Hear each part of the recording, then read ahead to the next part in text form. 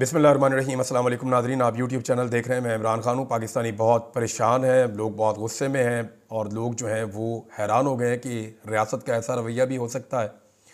सबसे पहले मैं आपको बताता हूँ कि अली अमीन गंडापुर और बुशरा बीबी जब निकले आधी रात के बाद, ये लोग इस्लामाबाद से और बहुत सारे और जो खैबर पख्तूनख्वा से और पंजाब से आए हुए लोग थे, वो अपनी जान बचा कर निकले क्योंकि सीधी गोली चल रही थी। इसकी तवक्को तो मैं भी नहीं कर रहा था। मुझे कभी भी नहीं लगता था कि रियासत ऐसे घेर के लोगों को स्टेट गोलियां चला सकती है, और वो गोलियां चला सकती है जो इंसानों को कत्ल कर सकती हैं। रबड़ की गोलियां तो मैं एक्सपेक्ट कर रहा था कि ये चला सकते हैं। मुझे ये भी लगता था कि बाद औक़ात ये नॉन लीथल किस्म के पैलेट बुलेट्स जो हैं वो इस किस्म के इस्तेमाल कर सकते हैं। ये इस्तेमाल कर सकते हैं, आंसू गैस के शेल इस्तेमाल कर सकते हैं, वाटर कैनन, टॉर्चर, तशद्दुद, गिरफ्तारियाँ, ये चीज़ें तो मैं सोच रहा था। और इन्हीं की बुनियाद पे मुझे लग रहा था पाकिस्तान तहरीक इंसाफ के कारकुन चाहे निहत्ते भी हैं, लेकिन वो इन चीज़ों की बुनियाद के ऊपर कंट्रोल नहीं होंगे और इसके बाद हुकूमत गोली चलाएगी, इसका बिल्कुल अंदाज़ा नहीं था। सब के सब हैरान हुए हैं, लोग बहुत परेशान हैं पाकिस्तान में कि ये कैसे मुमकिन है कि रियासत गोली चला दे अपने शहरियों के ऊपर, और इस चीज़ ने लोगों को हिला कर रख दिया। अब अली अमीन गंडापुर और बुशरा बीबी निकले रात को, वो हज़ारा चले गए। हज़ारा में अली अमीन गंडापुर ने मीडिया से बातचीत की है, वहाँ पे उन्होंने एक खिताब किया है और अली अमीन गंडापुर का पहले खिताब आप देख लें। गंडापुर ने ये कहा कि पाकिस्तान तहरीक इंसाफ के साथ हमेशा जबर और जुल्म किया गया। हम एक पुरअमन जमात हैं, हमने हमेशा हकीकी आज़ादी और जमहूरियत की बात की है, जिसके लिए हमारा एहतजाज और धरना जारी रहेगा। और जारी कहाँ रहेगा ये नहीं बताया। यानी जो एहतजाज जहाँ पे करना था, जहाँ पे धरना करना था, वहाँ से तो रात को अली अमीन गंडापुर आ गए। जब इतने सारे कारकुन गिरफ्तार हुए हैं तो अली अमीन गंडापुर क्यों गिरफ्तार नहीं हुए? मेरा सवाल यह है कि बेशुमार लोग गिरफ्तार हो रहे हैं तो आप भी गिरफ्तार हो जाए, इससे क्या फ़र्क पड़ता है? आपने देखा कि जो बड़े बड़े नाम है पाकिस्तान तहरीक इंसाफ के, वो गिरफ्तार ही नहीं हुए। भी गिरफ्तार होना चाहिए था ना मौके से। क्या मौके से सिर्फ कारकुन गिरफ्तार होगा? मैं कारकुनों को मायूस नहीं कर रहा, मैं कारकुनों को बिल्कुल मायूस नहीं कर रहा। उन्होंने जो किया वो खराज तहसीन के लायक। इमरान खान का और कारकुनों का एक अपना अलग ताल्लुक है। ना कारकुन इनकी शक्लें देखने आए थे, ना कारकुन इन लोगों के लिए आए थे। कारकुन ना बुशरा बीबी को जानते हैं, ना अली अमीन को जानते हैं, ना बाकी लोगों को जानते हैं। कारकुन जानते हैं इमरान खान को, वो इमरान खान के लिए निकलते हैं, उसके लिए वोट डालते हैं। तो उनकी कुर्बानी अपनी जगह पे। लेकिन जिन लोगों ने इमरान खान के नाम के ऊपर इतने वोट लिए हैं, इतना नाम बनाया है, उन्हें इज्जत मिली है, असम्बलियों के अंदर जाकर बैठे हैं, उन्हें भी गिरफ्तारियाँ देनी चाहिए थी। और धरना अली अमीन ने कहा कि जारी रहेगा, तो वो कहाँ पर जारी रहेगा? रात को तो पाकिस्तान तहरीक इंसाफ ने धरना कॉल ऑफ किया है और 5 लोगों की वो कमेटी है जिसने कॉल ऑफ किया था। मैंने आपको बताया था। गंडापुर क्योंकि उस वक्त ट्रैवलिंग में थे, शायद वो उसका हिस्सा नहीं थे, लेकिन शेख वकास अकरम और सलमान अकरम राजा और उसके अंदर जो बाकी 2 लोग हैं उसमें बैरिस्टर घोर हैं और उमर अयूब हैं, इन लोगों की गालिबन ये कमेटी है। और ये फैसला हो गया था कि जी हमने इसको फ़िलहाल कॉल ऑफ कर दिया है, लेकिन अली अमीन गंडापुर ने कहा जी कॉल ऑफ नहीं किया, ये रहेगा। उमर अयूब के साथ उन्होंने मिलकर एक प्रेस कॉन्फ्रेंस की है। उन्होंने कहा हमारे खिलाफ जाली मुकदमात बनाए गए, हमारा लीडर आज भी जेल में है, अदालतों से इंसाफ नहीं मिल रहा, पुरअमन एहतजाज हमारे पास वाहिद रास्ता था, हमें जलसे की इजाज़त दी नहीं जाती, ये धरना एक तहरीक है, हमें जलसे की इजाज़त नहीं दी जाती।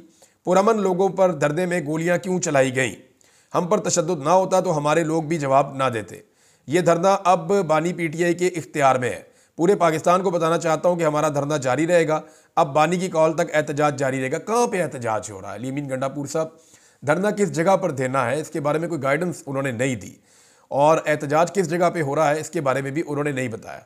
अगर तो वहाँ एहतजाज जारी रखना है तो फिर वो जगह छोड़ी क्यों? वो तो बिल्कुल अब क्लियर है। और अगर कहीं और एहतजाज करना है तो वो जगह अनाउंस नहीं की गई। गंडापुर ने इल्ज़ाम लगाया कि 2 साल से तहरीक इंसाफ के खिलाफ फस्तायत जारी है। वैसे ये तो हकीकत है, इल्ज़ाम क्या है? उन्होंने कहा जी कि एहतजाजी मार्च में सोशल मीडिया पर फैलाया गया कि लाशें गिरी हैं, लाशें गिराने की बातें करने वालों को सबूत भी देने होंगे। यानी अली अमीन ने कहा हमारी तरफ से तो नहीं गिरी। मैंने आज बहुत सारे सहाफ़ियों से पूछा कि एक्चुअली चल क्या रहा है। उन्होंने कहा जी कि हमारी इतला के मुताबिक किसी एक भी पुलिस वाले को या रेंजर्स को या FC वाले को बुलेट इंजरी नहीं है। यानी अगर किसी को खरोच आई है या किसी को थोड़ी चोट लगी है या आंसू गैस की वजह से उसकी हालत ख़राब हुई है, तो जिन पुलिस वालों के साथ भी ये हुआ है या हाथापाई हुई उनकी कारकुनों के साथ, किसी एक को भी बुलेट इंजरी नहीं आई। यानी पाकिस्तान तहरीक इंसाफ के साथ जो बहुत बड़ी तादाद में लोग, लाखों की तादाद में पहुंच रहे थे, उनमें से किसी ने भी गोली नहीं चलाई। जबकि तहरीक इंसाफ के जो कारकुन अस्पतालों में पड़े हैं उनको बुलेट इंजरीज़ हैं। और जो डाटा पहले दिया गया वो डाटा बाद में डिनाई किया गया, क्योंकि पहले तो वो पूरा डाटा आ गया था कि इतने ज़ख्मी इस अस्पताल में पड़े हुए हैं और इतने लोग जो हैं वो उनके शोहदा के नाम भी आ गए थे कि ये लोग शहीद हो गए हैं गोलियां लगने में। लेकिन अब अस्पतालों से डाटा छुपाया जा रहा है। मैं एक अजीब चीज़ आपको बताता हूँ। मैंने क्राइम रिपोर्टिंग की है, 5-6 साल की है लगातार। जर्नलिज्म का मेरा तकरीबन 20 साल होने वाले हैं, लेकिन क्राइम रिपोर्टिंग मैंने 5-6 साल की है। तो मुझे अच्छी तरह याद है कि जैसे ही कोई इंसिडेंट होता था तो सबसे पहले हमें अस्पताल से एक रिपोर्ट आती थी, पहली रिपोर्ट, कि हमारे पास इतने ज़ख्मी और इतने हमारे पास जो है वो लाशें पहुंची हैं। अस्पताल जो पहली चीज़ जारी करता है ना, वो यही करता है कि हमारे इतने ज़ख्मी और इतनी लाशें पहुंची हैं। उसके बाद फिर वो बताते हैं कि हमें खून की ज़रूरत है, या फ़लाँ की हालत ख़राब है, या इतने लोग जो हैं उनको यहाँ शिफ्ट करना पड़ेगा, या ट्रीटमेंट की तफसीलात क्या होंगी, या इंजरी की नौइयत की है। ये चीज़ें वो बाद में बताते हैं। सबसे पहले वो ये बताते हैं कि हमारे पास इतने ज़ख्मी और इतनी लाशें आई हैं। इस्लामाबाद के जितने बड़े अस्पताल हैं उनके ऊपर ऐसा दबाव डाला गया है कि तारीख़ में पहली मरतबा ये हो रहा है कि ज़ख्मियों और लाशों की तफसीलात, अभी जब मैं रिकॉर्डिंग कर रहा हूँ, अभी तक अस्पताल वालों ने हैरान कुन तर्ज़ अमल इख्तियार करते हुए अभी तक लाशों की तादाद नहीं बताई।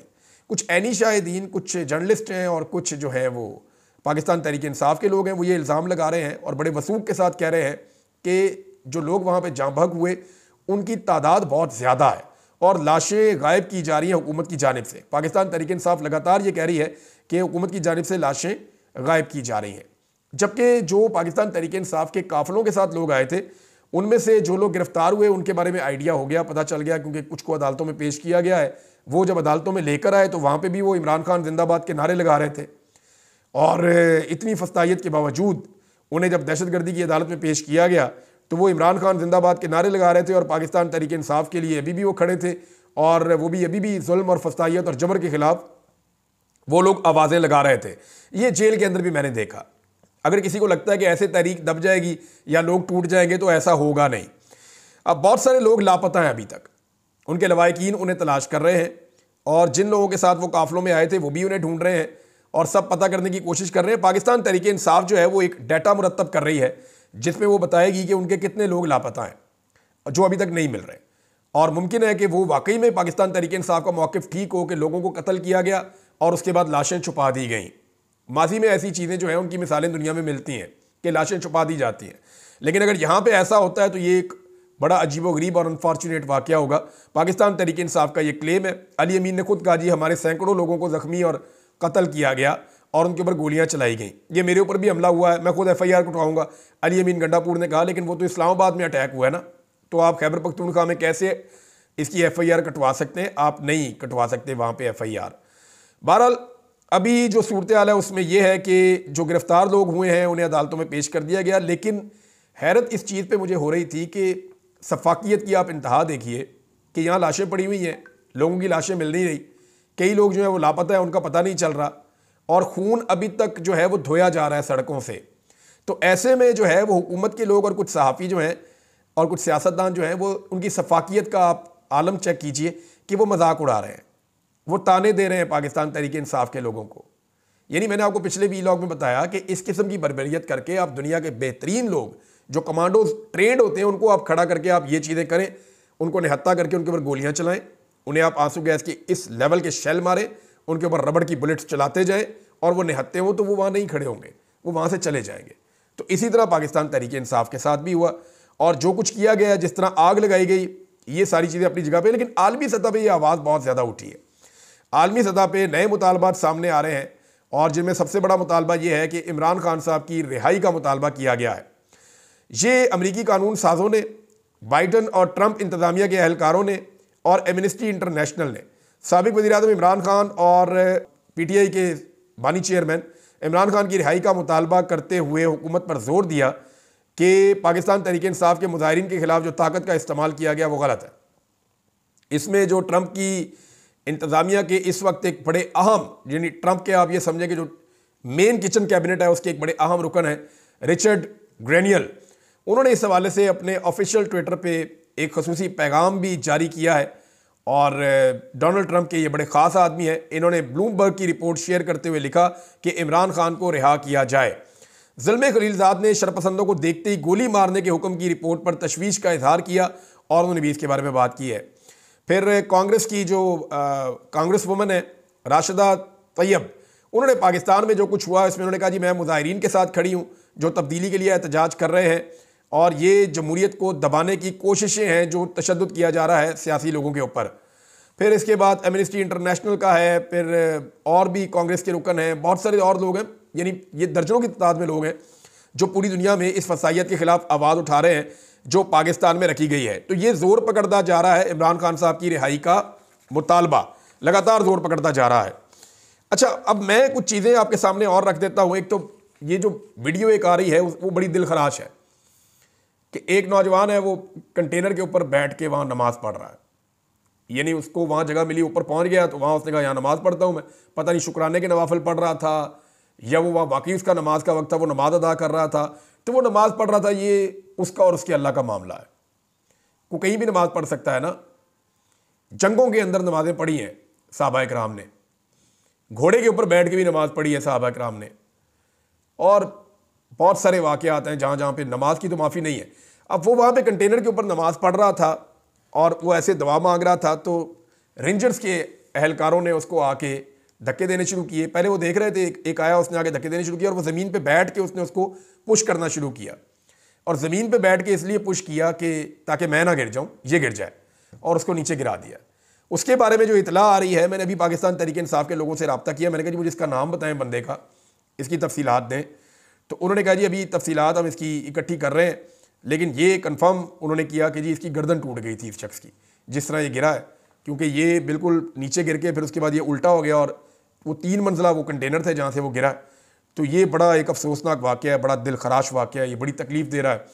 पाकिस्तानी इसको बहुत शेयर कर रहे हैं और इससे उन्हें बड़ी तकलीफ़ हो रही है कि ये नहीं करना चाहिए था, और ये अफसोसनाक है। और ये कैमरे ने इसको फिल्मा लिया, और इसका जवाब जो है वो ज़रूर आना चाहिए कि एक नमाज़ पढ़ते हुए आदमी को ऐसे धकेल के नीचे फेंक देना, ये कहाँ का इंसाफ है। पाकिस्तान जो है वो इस्लामिक रिपब्लिक है, और यहाँ पे वो नमाज़ पढ़ रहा है और उसको उठा के नीचे फेंक दिया, पटक दिया, और उसकी गर्दन टूट गई।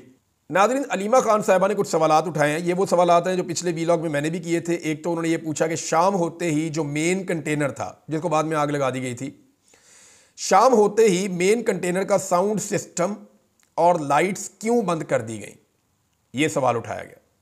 दूसरा, साउंड सिस्टम और रोशनी ना होने के बायस मुकम्मल अंधेरे में अवाम को हदायत जारी हुई, ना कोई रहनुमाई फराहम की गई।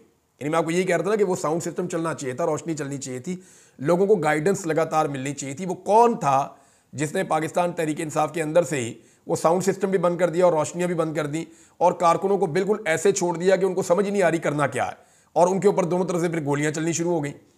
तो अगर कारकुनों को 4 बजे के बाद से लेकर 9 बजे तक उन्हें मोटिवेट किया जाता, उन्हें समझाया जाता, वहाँ से अनाउंसमेंट की जाती, लेकिन कुछ भी नहीं किया गया, ज़ीरो एक्टिविटी थी वहाँ पे। फिर उन्होंने कहा हमने सारी शाम कंटेनर पर रोशनी और आवाज़ चलाने की दरख्वास्त की, हम बार बार ये कहते रहे कि इसको चलाओ, लेकिन हदायत देने वाले लोगों की तरफ से कोई जवाब नहीं आया। अब उन्होंने नाम तो नहीं लिया, लेकिन ये मैंने आपको बताया जो मेन कंटेनर है इसका जो कंट्रोल है खैबर पख्तूनख्वा हुकूमत के पास था। ये कंटेनर एक मरतबा जब इसको कहा गया कि बुशरा बीबी की जानिब से कि आगे बढ़ें, और अली अमीन गंडापुर साहब का काफिला आगे नहीं बढ़ रहा था, तो तब भी ये कंटेनर वाला रुक गया था कि जी मुझे ऑर्डर नहीं आगे जाने का। तो अहमद न्याजी ने, जो मेरे पास एनी शाहिदीन ने बात बताई है कि अहमद न्याजी जो इमरान खान साहब के रिश्तेदार हैं, उन्होंने फिर ज़बरदस्ती आगे कंटेनर वाले को आगे बढ़ने के लिए कहा। उन्होंने कहा नहीं तो हम तुझे उठा के बाहर फेंकेंगे और कंटेनर हम खुद चला कर ले जाएंगे। तो उस पर फिर वो मजबूरन वो आगे बढ़ता गया। अब नाज़रीन, पाकिस्तानी बहुत परेशान है, लेकिन मैं उन्हें एक बात कहना चाहता हूँ कि देखें, आपने दिल नहीं छोड़ना, ये बहुत तकलीफ़ का मौका है। यानी मैंने जो मनाज़र देखे हैं, मुझे नींद भी नहीं आ रही थी ठीक तरीके से, वाकई बहुत बुरा लग रहा था, और बड़ी तकलीफ़ है दिल के अंदर कि ये ऐसे नहीं हो सकता। 1% की भी उम्मीद नहीं थी कि अपने ही लोगों के ऊपर सीधी गोलियां चला दी जाएंगी। हाँ, ये तो पता था कि ये आंसू गैस मारेंगे, सज़ा देने की कोशिश करेंगे, लेकिन किसी की जान ले लेंगे, इसका आइडिया नहीं था। तो मैं सिर्फ ये गुजारिश करूँगा इस मुश्किल वक्त में भी, क्योंकि देखें, दिल नहीं छोड़ना चाहिए। ये मुल्क आपका है, इससे आपने अपने आप को दूर नहीं करना, आपने हौसला नहीं हारना। अगर आपको ये लगता है कि आप तारीख़ की दुरुस्त सिमत में खड़े हैं और आप एक कीमत अदा कर रहे हैं, तो आप अल्लाह का शुक्र अदा कीजिए, और आपने हौसला नहीं हारना। ये एक दिन का काम नहीं है, और ना ही ये जल्दी ख़त्म होगा। ये ज़िम्मेदारी पुरअमन तरीके से पाकिस्तान के नौजवानों को लेनी पड़ेगी। उन्हें ये पूरी दास्तान हर गली में, हर मोहल्ले में करिया करिया हर एक घर तक पहुंचानी पड़ेगी। लोगों को बताना पड़ेगा कि हमारे साथ कैसा जुल्म हुआ है।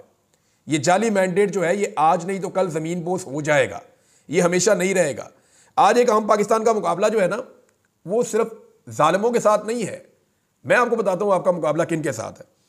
आज जो एक आम पाकिस्तानी है जो दुखी है, परेशान है, उसका मुकाबला इलेक्ट्रॉनिक मीडिया से है। पाकिस्तान का 90% इलेक्ट्रॉनिक मीडिया की तरफ खड़ा है। उसका मुकाबला पाकिस्तान के प्रिंट मीडिया से है। वो हुकूमत से इश्तिहार देकर वो भी अवाम के खिलाफ खड़ा है। ब्यूरोक्रेसी से मुकाबला है। ब्यूरोक्रेसी की अक्सरियत जो है वो हाँ में हाँ मिलाती है और जो उन्हें कहा जाता है वो वही कर रही है। उन्होंने जुल्म के पहाड़ तोड़े हैं और उन्होंने ये नताइज भी बदले हैं जो मैंडेट चोरी किया है। तमाम सूबों की पुलिस से है, चाहे वो खैबर पख्तूनख्वा की पुलिस क्यों ना हो। आम आदमी का मुकाबला हर सूबे की पुलिस के साथ है, पाकिस्तान की एस्टेब्लिशमेंट के साथ है, बड़ी बड़ी सियासी जमातों के साथ है, सियासी एलीट जो बड़े खानदान है उनके साथ है। कुछ बैरूनी मुखालफत भी है, बहुत सारे करप्ट ठेकेदार हैं, बहुत सारे इस निज़ाम के बेनिफिशरी हैं, करप्ट अशराफिया है। एक लंबी फहरिस्त है जो बेहिस लोग हैं, जालिम लोग हैं। इनका कुत्ता भी मर जाए तो बहुत बड़ी खबर बनती है, हेडलाइन बनती है। लेकिन पाकिस्तानी मारे जाएं तो कीड़े मकोड़ों की तरह ये उसकी खबर चलाने के लिए भी तैयार नहीं है, बल्कि ये बात भी नहीं पूछ रहे, कोई आवाज़ भी नहीं उठा रहा कि अस्पताल डाटा क्यों जारी नहीं कर रहे। इसके ऊपर भी कोई बात नहीं कर रहा। लोगों के बच्चे शहीद हो गए और ये ठट्ठे उड़ा रहे हैं, मजाक उड़ा रहे हैं, ताने दे रहे हैं। मैंने ऐसी बहुत सारी चीज़ें पढ़ी हैं। पाकिस्तान का इतना बड़ा ग्रुप है जंग ग्रुप, उसकी आप सिर्फ मेन हेडलाइन पढ़े तो वो क्या लिख रहा है कि फाइनल कॉल देने वाले दुम दबा के भाग गए। हद हो गई। वैसे आपने वहां फस्तायत, जुल्म और जबर नहीं देखा? क्या परवेज मुशर्रफ ने भी ऐसे सीधी गोलियां मारी थी इस्लामाबाद डी चौक में लोगों को? भाई वो बंदों को मारते थे, कुटते थे, उठा के ले जाते थे, गिरफ्तार कर लेते थे, आंसू गैस के शेल फेंकते थे, टॉर्चर करते थे। वो डिक्टेटर था, उसने सारा कुछ किया था, लेकिन उसने सीधी गोलियां यहां पे डी चौक में नहीं मारी लोगों को कि यहां पे लाशें गिरी हुई हो। क्या इस तरह पहले कभी खून बहा था? लेकिन हैरत है, वो ताना दे रहे हैं उन लोगों को जो मजलूम है। तो मजलूम का मजाक उड़ाना, मजलूम को ताना देना, तो मैं मजलूमों से सिर्फ एक बात करना चाहता हूं कि ये मामला यहां खत्म नहीं होगा।